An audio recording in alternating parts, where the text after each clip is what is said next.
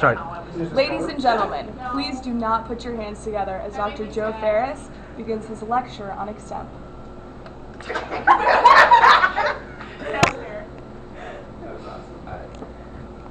Good afternoon, I am Joe Ferris. This is the Extemp lecture. There's a much more sizable crowd in this second lecture than there was in the first, so we'll forego the introductions that we had. We actually talked about people's backgrounds. I recognize some of you from last year. Hi, Cedar. A lot of new faces.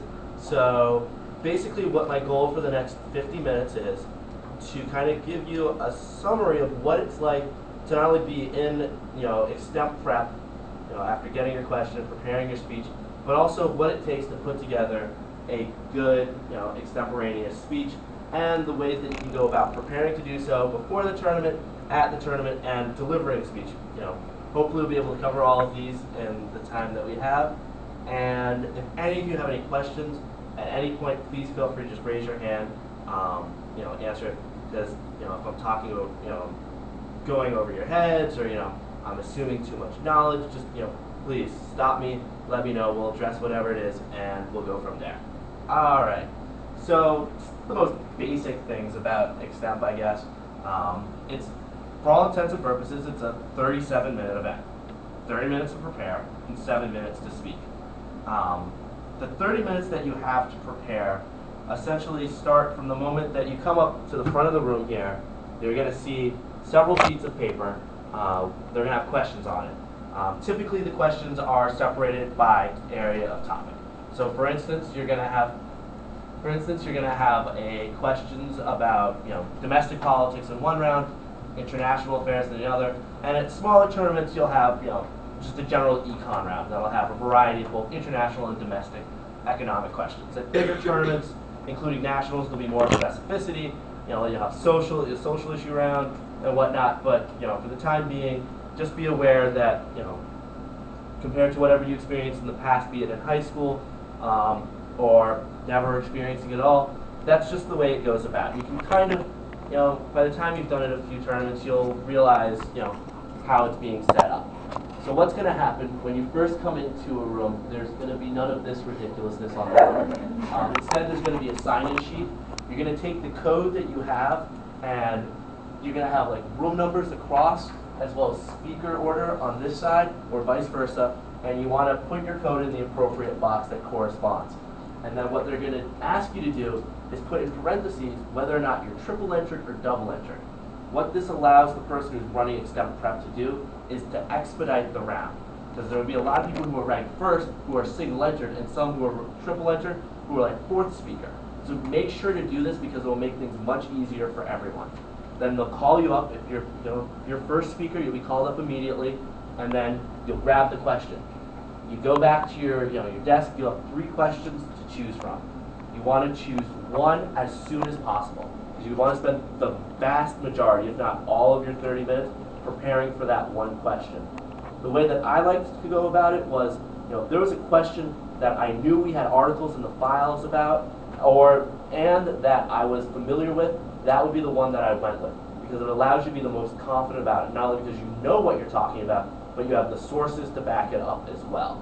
So going from there, what you want to do is you want to, flow out your speech. And I apologize to the artist who created this, but for the purpose of our lecture, I'm gonna write out basically how the step speech goes, but also how you want to flow it on your note paper or your note card. And that brings us to something else. For people who are new to the event, you can have a note card in front of you while you're speaking. Typically you hold it in your hand. However, the longer you're in the event and the better you get at it, the better it is for you to give up the note card and instead write on a notepad or a legal pad, and then take it with you outside of the prep room and just recite the speech from memory. That's the way that the people who are very successful end up doing it. The note card becomes a hindrance. It becomes something for judges to say, why are you still on a note card? You know this speech backwards and forwards, and you're using it as a crutch. Get rid of it. So at first you can have the note card, it's great, but eventually when you're comfortable and you want to, practice enough so that by the end of your first year, hopefully you're comfortable enough to, no longer need that note card. But the way that you want to, have things set up is you want to start off with the attention getter. Now, this is the first of 7 parts to your introduction. The AGD is about 20 seconds long. It's, basically something that obviously catches the attention of the audience. And the way that you can do this is either by using, a historical example that relates to whatever the question is about. You can also use something that isn't, connected to the actual topic. I had a friend who loved using tennis players as an attention-getting device for both extemp and impromptu, and he was very successful doing it. He never used the same tennis player, but he was always able to relate an experience that tennis player had with the core of the issue at the question. So the attention getter needs to be about 20 seconds. The second part to your intro is the link. Now this is basically a sentence or two that connects what you were talking about here to the topic that you're going to be addressing for the rest of your speech. If you use a historical example that relates to the question, obviously the link isn't going to be as specific and unique. But if you're talking about Andre Agassi and your question's about Mikhail Saakashvili, you better do a good job linking it, or else the judge is going to be like, "What are you talking about?" Following this is your source.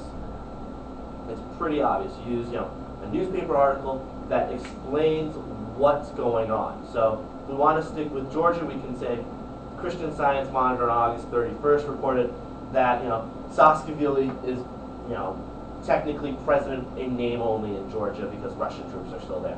Whatever this Christian Science Monitor said. This is going to set up the rest of your speech. You don't want to assume that the judge knows what you're talking about. Never presume that the audience you're dealing with, has a background. You want to lay out the issue at hand and be as clear as possible about what you're going to be addressing.